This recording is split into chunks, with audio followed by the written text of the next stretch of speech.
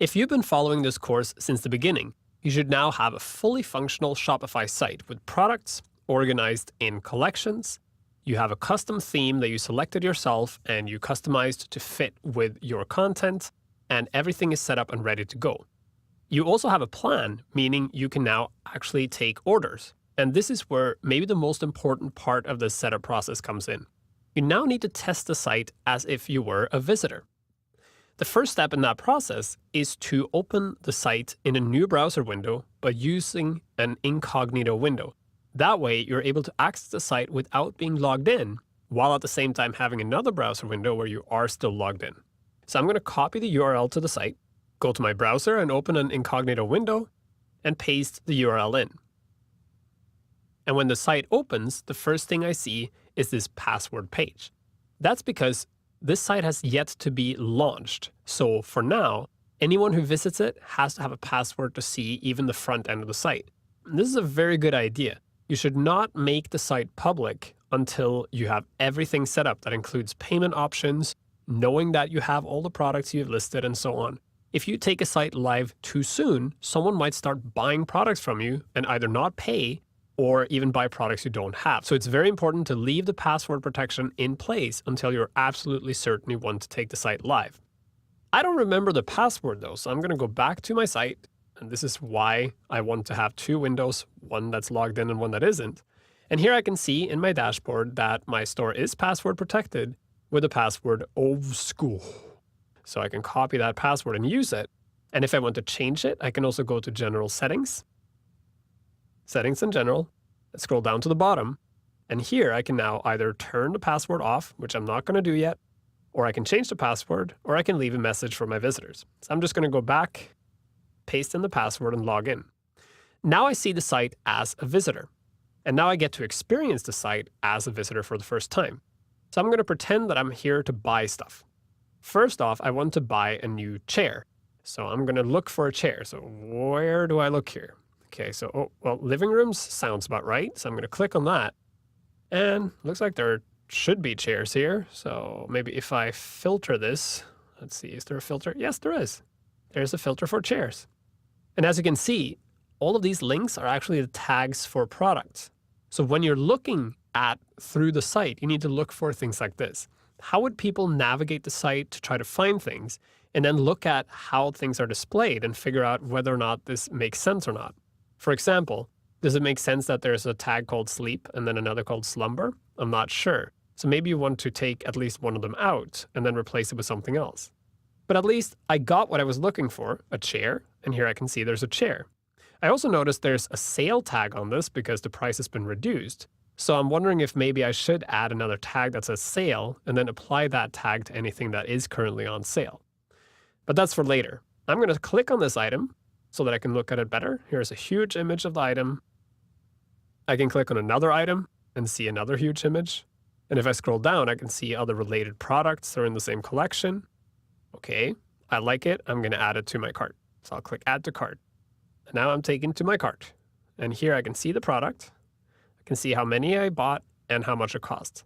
That's great, but I need more stuff. So I'm going to buy something for my kitchen. I need washcloths for my kitchen. So I'm going to go and try to find that. The logical place to go is the catalog. And this is why we made that drop-down menu earlier, so that you can easily navigate to specific sections. So here I got directly to the kitchen. And from here, I should be able to find hand cloths. And here you see there's a kitchen towel. That's what I'm looking for.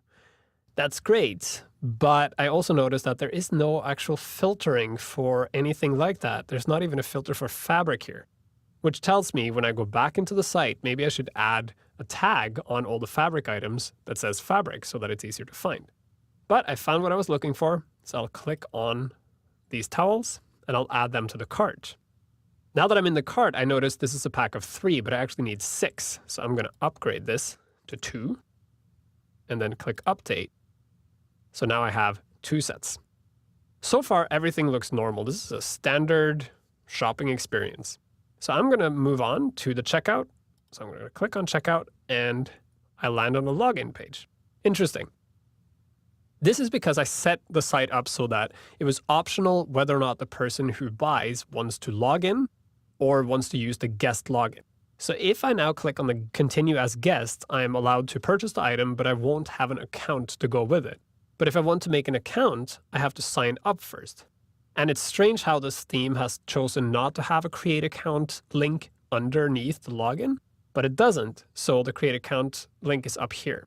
So I'm going to assume that the customer will figure this out, but it's not guaranteed. So I may want to reconsider this theme, but I'm going to go with it for now. So I'll click create account and I'll create a new account under my name and set a password and click create. Now I can see my account details, and you notice I have no orders yet, but I have 3 items in my cart. What's cool is now I can actually leave my computer, log out, go somewhere else, and come back, and the items will still be there. So that's why you want people to be able to sign up for accounts. Okay, I'm done. I have what I need. I'm going to go to the checkout. Here at the checkout, I again see what I bought and how much it costs. Here's my contact email address.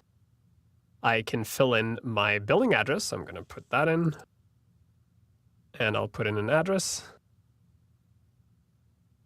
This is the US, California, and I'll leave ship items to the above billing address checked. Now I'll click continue to next step. And here I see I have a shipping method because this needs to be shipped. And this shipping is over $99, so it is free. And I don't have any other options. I may want to change that because free shipping for a large heavy chair might not be the best idea.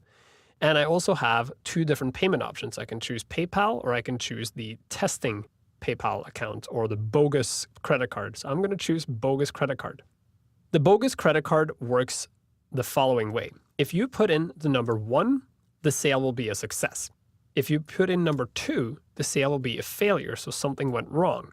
If you put in number 3, it'll be an exception, so some sort of communication error or the credit card didn't clear or something like that.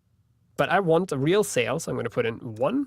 I need to set an expiration date that is sometime later than where I am right now, so I'll set it to November, and I'll put in a random security code. Here I am asked if I want to be updated with occasional emails about products, so this is basically the newsletter sign-in that we talked about earlier in the course. I'll leave that checked, and I'll check complete my purchase. The order is processed. And when the order is complete, I get this page that shows me what I bought.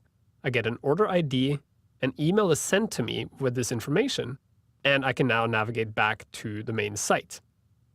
Now that I'm back on the main site, I can click on account again, and here I can see all my orders. I see I placed an order, this is the date I placed it on, it was paid, and the fulfillment status is currently unfulfilled. I can even go in and get more details about my order, including the billing address and the shipping address. And I can see what items I bought, how much tax there was, what kind of shipping options were selected, and so on. So this is a really good experience overall. There are some hiccups, but those are things I can easily change. By making this kind of run-through of the site, you get a very clear idea of how the site works and if there are any hangups that need to be dealt with before you launch the site.